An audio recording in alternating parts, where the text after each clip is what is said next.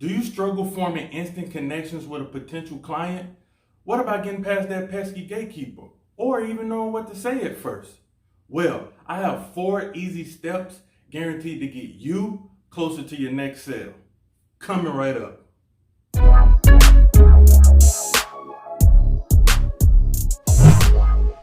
I'm Jamal, salesman/entrepreneur, and I've been building rapport, building techniques, and training other individuals on rapport building for several years. This channel is all about helping you master communication and crush conversations on a daily basis. First thing first, rapport is the foundation to any great sales interaction. Without rapport, you probably won't secure the sale. First off, there's a few things you need to build great rapport. Not these. All right, jokes aside, let me give you some real tools. Step number 1, the greeting. Hello, hey, good morning, etc. Those are just some examples of good greetings. The greeting is your first step. With the greeting, you want to make sure you go big or go home. Eye contact is important. Smiling is a must. You have to make a good impression. The first impression is the lasting impression, and the greeting is your first impression's first impression. Step number 2, the icebreaker. This consists of jokes. The first time I got a universal remote, I thought, man, this changes everything. Compliments. That's a nice dress you got on, girl. Your surroundings, or an acronym I like to call FRO. No, seriously, FRO. Family, recreation, or occupation. Okay, let's talk about FRO.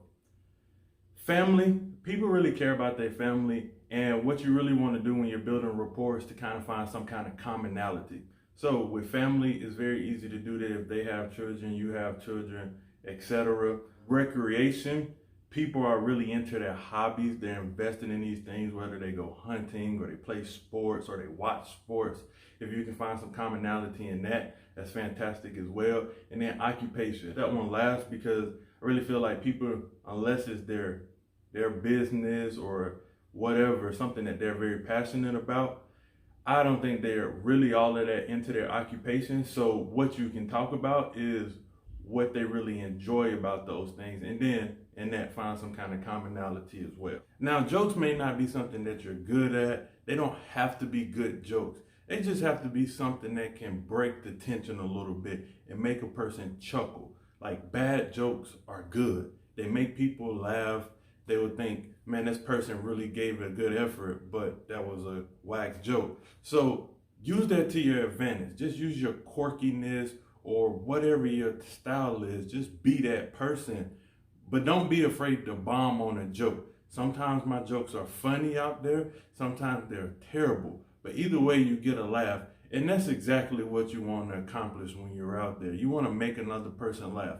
My goal always is just to leave that person in a better mood than they were before I walked in. I want them to be laughing, smiling, and enjoy the conversation that they have with me. I really feel like compliments open doors, and you're going to hear that a lot on this channel. Just a way for you to kind of ease the tension in the room a little bit, if there is any, or any kind of angst that's in the room. It's just a way to kind of naturally put somebody's guard down right away.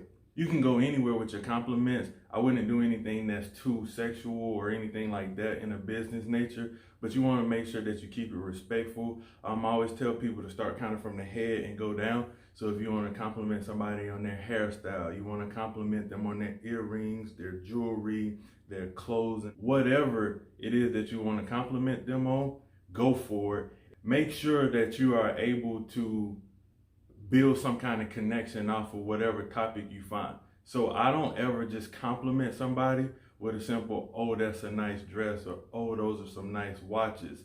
I go, that's a nice watch, where'd you get that from?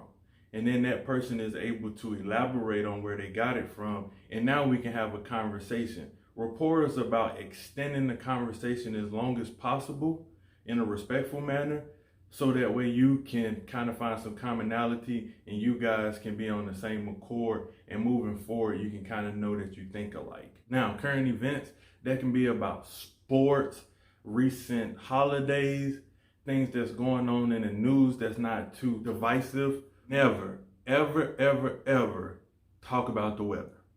They hear that all the time. People don't care about the weather. They don't care if it's 110 degrees outside. They don't care if it's 2 degrees outside. They don't really particularly care to talk about the weather, and it's very hard to have an elaborate conversation about the weather. Remember, everything you're doing is to have an elaborate, ongoing conversation with that individual. So make sure you make it a topic that you care about, first of all, and that they could care about. Your surroundings, that would be paintings on the wall, decorations in the room, cars outside, whatever that person has. You want to talk about those things because it's always fun to figure out where that stuff comes from. Everything that I'm giving you here is just a way for you to find common ground with that individual so you can take that relationship to the next step, which can accelerate your sales process as well. Okay. Now, if you're finding value in this video, make sure you hit subscribe for weekly videos just like this, and also comment down below on some of your techniques to build rapport, and we'll have a nice discussion in the comment section. Now, step 3, the introduction. Now, this is a little weird, and this is my own little mix and my own little court. But after you've done the greeting, you say, hey, how you doing? Compliment the person, maybe had an extended 1 or 2 minute conversation. Then I always say, oh, I apologize. I'm Jamal, by the way. And what was your name? And now from that point on, you want to use that person's name in the rest of your conversation. Now, this is just my own little twist. I think that you can kind of mix and match your greetings, your hellos, your introductions, whatever you want to do.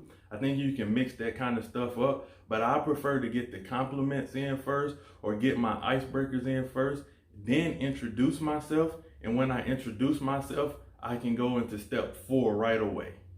Step 4, get down to business. You're here for business, they're here for business. So what you really want to do is be respectful of that person's time. So once you've gotten your greeting out the way, you've broken the ice a little bit, now you could talk about business. What are you there to sell?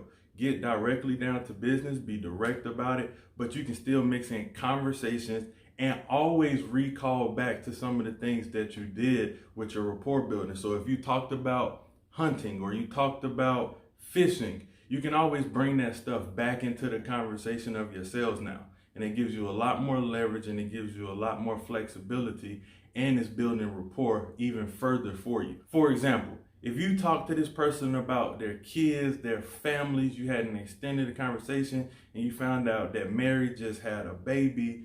Now, if you sell insurance, you can introduce, hey, we have this plan for your baby. We have this plan for your other kids, etc., etc. These are things that you want to do. It's kind of fact finding within your rapport building, and that's a little bit more advanced.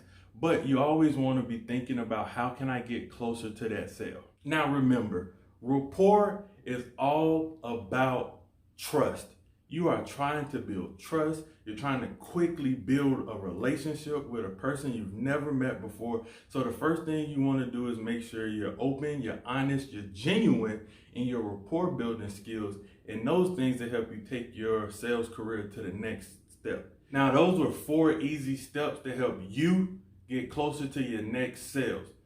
Now, just like anything else in life, this requires practice. So you want to make sure you practice this stuff every single day, every single opportunity you get. Want to practice these 4 steps. And let's just kind of go over a recap of those 4 steps that I just went over.